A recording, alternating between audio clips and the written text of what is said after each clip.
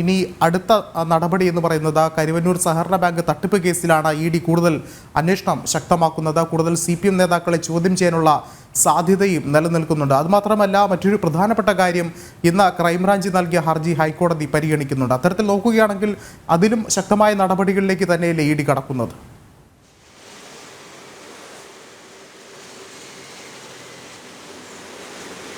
വിഷ്ണു, ഒരേ സമയം നിരവധി കേസുകൾ, സുപ്രധാനമായ നിരവധി കേസുകളുടെ അന്വേഷണ ഘട്ടത്തിലാണ് എൻഫോഴ്സ്മെന്റ് ഡയറക്ടറേറ്റ് ഉള്ളത്. അതിൽ മറ്റൊന്നെന്ന് പറയുന്നത് വിഷ്ണു സൂചിപ്പിച്ചതുപോലെ തന്നെ കരുവന്നൂർ സഹകരണ ബാങ്ക് തട്ടിപ്പാണ്. കരുവന്നൂർ സഹകരണ ബാങ്ക് തട്ടിപ്പിലെ കള്ളപ്പണ ഇടപാടുകളിലാണ് ഇപ്പോൾ ഇ.ഡിയുടെ വിശദമായ അന്വേഷണം നടക്കുന്നത്.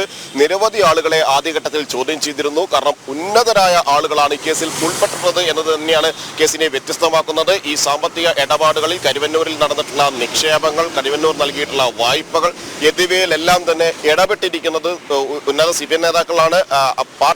ഭരണ പാർട്ടിയുടെ ആളുകൾ തന്നെ ഇതിന്റെ ഭാഗമായി പല ഘട്ടങ്ങളിലും മാറി എന്ന് കണ്ടെത്താനും കഴിഞ്ഞു. കൗൺസിലർമാർ അടക്കമുള്ളവരുടെ പങ്കാളിത്തം നേരത്തെ തന്നെ പുറത്തു വന്നിരുന്നു. അവിടെയാണ് നിർണായകമായ ചോദ്യം ചെയ്യലുകളിലേക്ക് അവിടെയും എൻഫോഴ്സ്മെന്റ് ഡയറക്ടറേറ്റ് കടക്കുന്നത്. കാരണം മുൻ മന്ത്രി AC മൊയ്തീൻ ആദ്യഘട്ടത്തിൽ 2 തവണയിലധികം ചോദ്യം ചെയ്തിട്ടുണ്ട്. മുൻ മന്ത്രി AC മൊയ്തീനെ CPMന്റെ സംസ്ഥാന കമ്മിറ്റി അംഗം കൂടിയാണ് AC മൊയ്തീൻ. ഒപ്പം തന്നെ മറ്റൊരു സംസ്ഥാന കമ്മിറ്റി അംഗമായ MK കണ്ണൻ കേരള ബാങ്കിന്റെ വൈസ് പ്രസിഡന്റാണ്, സഹകാരിയാണ്. ഇത്തരത്തിൽ MK കണ്ണനും നിരവധി തവണ നേരത്തെ ചോദ്യം ചെയ്തിരുന്നു. പിന്നീട് ഒരു തവണ ചോദ്യം ചെയ്യുന്നതിനിടയിൽ ശാരീരിക അസ്വാസ്ഥ്യം പ്രകടിപ്പിച്ചതിനെ തുടർന്ന് ചോദ്യം ചെയ്യൽ പാതി വഴിയിൽ ഉപേക്ഷിച്ച ശേഷം വീണ്ടും MK കണ്ണനെ ചോദ്യം ചെയ്തിട്ടില്ല. ഈ 2 പേരെ കേന്ദ്രീകരിച്ച് വീണ്ടും അന്വേഷണം പുരോഗമിക്കുന്നു എന്ന സൂചന തന്നെയാണ് എൻഫോഴ്സ്മെന്റ് ഡയറക്ടറേറ്റിന് വൃത്തങ്ങൾ നൽകുന്നത്. സ്വാഭാവികമായും ഈ ആളുകളെ ചോദ്യം ചെയ്യുമെന്ന കാര്യം അന്വേഷണ സംഘം വ്യക്തമാക്കുന്നു. അതുകൊണ്ട് തന്നെ അടുത്ത ഘട്ടത്തിൽ പ്രധാനമായും ഇവരെ ചോദ്യം ചെയ്തുകൊണ്ട് തന്നെ മുന്നോട്ട് പോകും. 2ാം ഘട്ട കുറ്റപത്രം സമർപ്പിക്കേണ്ടതുണ്ട്. അതിനു മുമ്പായി പ്രധാനപ്പെട്ട വിവരങ്ങൾ ശേഖരിക്കേണ്ട ആളുകളിൽ 2 പേരെന്ന് പറയുന്നത് AC മൊയ്തീനും MK കണ്ണനുമാണ്. അതോടൊപ്പമാണ് PK ബിജു. 2 തവണ PK ബിജുവിനെ ചോദ്യം ചെയ്തിട്ടുണ്ട്.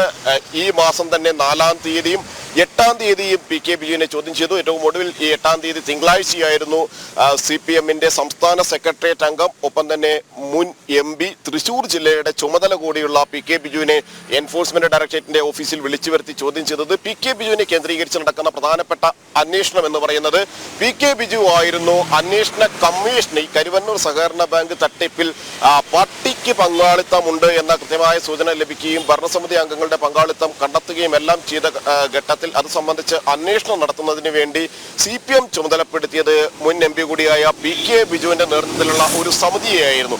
അങ്ങനെ ആ സമിതി ഒരു പരിശോധന നടത്തി ആർക്കെല്ലാമാണ് ഇതുമായി ബന്ധമുള്ളത്, പ്രത്യേകിച്ച് ഭരണസമിതിയിലെ ആരെല്ലാമാണ് ഈ കേസിൽ ഉൾപ്പെട്ടിരിക്കുന്നത്, കേസിൽ അല്ലെങ്കിൽ അവരുടെ അന്വേഷണത്തിൽ തട്ടിപ്പിന്റെ ഭാഗമാണ് എന്ന് കണ്ടെത്തിയത് എന്നടക്കമുള്ള കാര്യങ്ങൾ കൃത്യമായി തന്നെ അറിയാവുന്നതിൽ ഒരാൾ എന്ന് പറയുന്നത് PK ബിജു ആണ്. പിന്നീട് പാർട്ടിക്ക് ഈ റിപ്പോർട്ട് നൽകുകയും ചെയ്തു. സ്വാഭാവികമായും അന്വേഷണത്തിന്റെ ഭാഗമായി PK ബിജുവിനോട് ഇത് സംബന്ധിച്ച കാര്യങ്ങൾ, റിപ്പോർട്ടുകൾ ചോദിച്ച ഘട്ടങ്ങളിൽ അല്ലെങ്കിൽ നേരത്തെ ചോദ്യം ചെയ്ത ഘട്ടത്തിൽ ഒന്നും തന്നെ കൃത്യമായ മറുപടികൾ അന്വേഷണ സംഘത്തിന് മുന്നിൽ നൽകിയിരുന്നില്ല. മാത്രമല്ല CPM തൃശൂർ ജില്ലാ സെക്രട്ടറിയായ MM വർഗീസിനെ ചോദ്യം ചെയ്തപ്പോഴും MM വർഗീസ് ഈ അന്വേഷണ റിപ്പോർട്ട് കൈമാറാൻ തയ്യാറായിരുന്നില്ല. പാർട്ടിയുടെ കൈവശമുള്ള, ജില്ലാ കമ്മിറ്റിയുടെ കൈവശമുള്ള ഈ റിപ്പോർട്ട് അന്വേഷണ സംഘത്തിന് കൈമാറാൻ ഒരു ഘട്ടത്തിലും തയ്യാറായിരുന്നില്ല. കാരണം അതിലെ ഏറ്റവും പ്രധാനപ്പെട്ട ഇത് ഇന്റേണലായ ഒരു അന്വേഷണമാണ്, അത് പാർട്ടിക്കുള്ളിൽ നടന്ന അന്വേഷണമാണ് എന്ന് വ്യക്തമാക്കിക്കൊണ്ട് നിരവധി പ്രധാനപ്പെട്ട കാര്യങ്ങൾ അതിൽ കണ്ടെത്തിയിരുന്നു. മാത്രമല്ല ഇതുമായി ബന്ധപ്പെട്ട് ഏറ്റവും പ്രധാനപ്പെട്ട തട്ടിപ്പുകളുടെ ആസൂത്രകൻ എന്ന്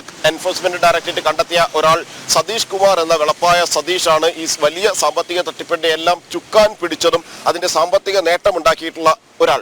ഈ സതീഷ് കുമാറുമായി ചില ഉന്നത നേതാക്കൾക്ക് ബന്ധമുണ്ട് എന്ന കാര്യം എൻഫോഴ്സ്മെന്റ് ഡയറക്ടറേറ്റിന് ചില മൊഴികളായി ലഭിച്ചിരുന്നു. മുഖ്യ സാക്ഷികളിൽ ഒരാളായ ജിജോർ ആയിരുന്നു സതീഷ് കുമാറിന്റെ അടുത്ത അനുയായിയായി ഏറെക്കാലം നിന്നിട്ടുള്ള, സതീഷ് കുമാറിന്റെ എല്ലാ സാമ്പത്തിക ഇടപാടുകളും അറിയാമായിരുന്ന ജിജോർ എന്ന വ്യക്തിയായിരുന്നു ഇക്കാര്യത്തിൽ ആദ്യം പ്രധാനപ്പെട്ട മൊഴി നൽകിയത്. ഒരു മുൻ MP അടക്കമുള്ള ആളുകളുടെ പേരുകൾ ജിജോർ വെളിപ്പെടുത്തുകയും ചെയ്തിരുന്നു. മുൻ MP എന്ന് തന്നെ സൂചിപ്പിച്ചുകൊണ്ട് കോടതിയിൽ നൽകിയ റിപ്പോർട്ടിൽ എൻഫോഴ്സ്മെന്റ് ഡയറക്ടറേറ്റ് ആ റിപ്പോർട്ട് സമർപ്പിക്കുകയും കോടതിയിൽ നൽകുകയും എല്ലാം ചെയ്തിരുന്നു. അതേ സാഹചര്യത്തിലാണ് ഇത് സംബന്ധിച്ച് കാര്യങ്ങൾ കൂടി വ്യക്തത വരുത്തുന്നതിന് PK ബിജുവിനെ ഒരിക്കൽ കൂടി ചോദ്യം ചെയ്യുന്നത്. PK ബിജു അന്വേഷണവുമായി സഹകരിക്കുമെന്നാണ് എല്ലാ ഘട്ടങ്ങളിലും വ്യക്തമാക്കിയിരിക്കുന്നത്. മുമ്പ് ചോദ്യം ചെയ്യലിൽ ഹാജരായപ്പോഴും തനിക്ക് അറിയാവുന്ന കാര്യങ്ങൾ തന്നോട് ചോദിക്കുന്ന കാര്യങ്ങൾ എൻഫോഴ്സ്മെന്റ് ഡയറക്ടറേറ്റിന്റെ മുന്നിൽ പറയുമെന്ന് പറഞ്ഞു. അങ്ങനെ ഇന്നും ഹാജരാകുമെന്ന് തന്നെയാണ് PK ബിജു അറിയിച്ചിട്ടുള്ളത്. അങ്ങനെയെങ്കിൽ നിർണായകമായ കരുവന്നൂർ കേസിലെ മറ്റൊരു ചോദ്യം ചെയ്യൽ ഇന്ന് നടക്കുന്നു. ഒപ്പം തന്നെ അതിനോട് അനുബന്ധിച്ച് തന്നെ മറ്റ് രണ്ട് പ്രധാനപ്പെട്ട ചോദ്യം ചെയ്യലുകളിലേക്ക് എൻഫോഴ്സ്മെന്റ് ഡയറക്ടറേറ്റ് കടക്കാനും പോകുന്നു എന്നത് തന്നെയാണ് വ്യക്തമാകുന്നത്. പ്രത്യേകിച്ച് CPMന്റെ രഹസ്യ അക്കൗണ്ടുകൾ കേന്ദ്രീകരിച്ചാണ് പ്രധാനമായും അന്വേഷണം നടക്കുന്നത്.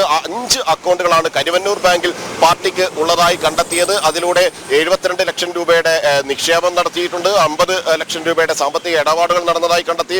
ഏതാണ്ട് 81 അക്കൗണ്ടുകളുണ്ട്.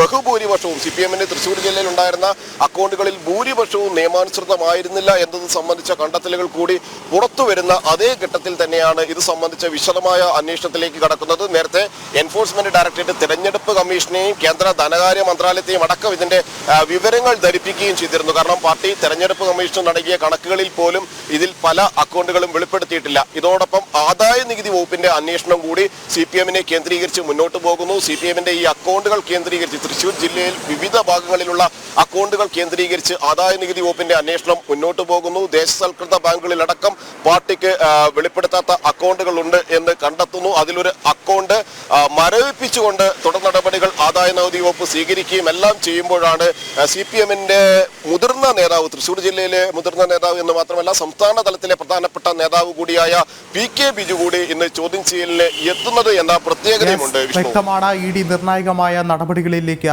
കടന്നിരിക്കുകയാണ്. ജിജീഷാണ് വിശദമായ റിപ്പോർട്ടുകൾ പങ്കുവച്ചത്.